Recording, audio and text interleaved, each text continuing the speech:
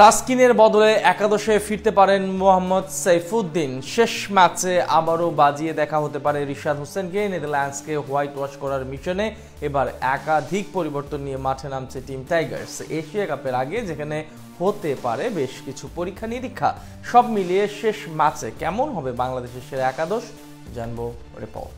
টি-20 ফরম্যাটে দারুণ সময় কাটাচ্ছে বাংলাদেশ। শেষ 7 ম্যাচে পরাজয়ের মুখ দেখেছে কেবল একটিতে, বাকি সবগুলোতে জয় ছিনিয়ে এনেছে লাল সবুজ প্রতিনিধিরা। এর মধ্যে শ্রীলঙ্কাকে তাদের মাটিতে হারানোর পাশাপাশি ঘরের মাঠে সিরিজ জিতেছে শক্তিশালী পাকিস্তান এবং নেদারল্যান্ডসের বিপক্ষে। সেখান থেকে বলা চলে এশিয়া কাপের আগে প্রস্তুতিটা বেশ ভালোভাবেই সম্পন্ন হয়েছে টিম বেঙ্গল টাইগার্সের। তবে টুর্নামেন্টের আগে আরও একটি পরীক্ষা নিরীক্ষার সুযোগ পাচ্ছেন কোচ ফিল সিমন্স। নেদারল্যান্ডসকে এবার হোয়াইট ওয়াশ করার মিশনে মাঠে নামবে লিটন মুস্তাফিজরা, যে একাদশে আসতে পারে বেশ কিছু পরিবর্তন। প্রথম 2 ম্যাচে এক প্রকার দাপট দেখিয়ে জয় তুলে নিয়েছে বাংলাদেশ। সেখানে বাজিয়ে দেখা হয়েছে স্কোয়াডে থাকা প্রায় অধিকাংশ ক্রিকেটারদের। তাই তৃতীয় ম্যাচে বাকিদেরও প্রস্তুতিটা পুরোপুরি সেরে নিতে সুযোগ দেওয়া হতে পারে একাদশে, যদিও ওপেনিং পজিশনটা থাকবে আগের মতোই। প্রথম ম্যাচে দ্রুত বিদায় নিলেও দ্বিতীয় ম্যাচে হাফ সেঞ্চুরি করে দলকে সহজ জয় এনে দিয়েছেন তানজিদ তামিম।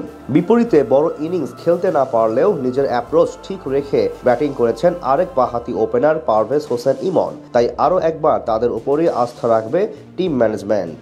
3 নম্বরে দুর্দান্ত ছন্দে আছেন অধিনায়ক লিটন কুমার দাস। বলা চলে দলকে সামনে থেকে নেতৃত্ব দিচ্ছেন এই উইকেট কিপার ব্যাটসম্যান। মিডল অর্ডারে আগে 2 ম্যাচের মতো বহাল থাকতে পারেন দীর্ঘদিন পর প্রত্যাবর্তন করা সাইফ হাসান। সিরিজের প্রথম ম্যাচে ব্যাট ও বল হাতে দারুণভাবে প্রমাণ করেছিলেন তিনি, তবে দ্বিতীয় টি-20তে ব্যাট করার সুযোগ পাননি। এদিকে 2 ম্যাচে একাদশে থাকলেও ব্যাট করার প্রয়োজন হয়নি ডানহাতি তাওহিদ হৃদয় ও জাকের আলী অনিকের। এক প্রকার তাদের ছাড়াই ম্যাচ জিতে নেয় বাংলাদেশ।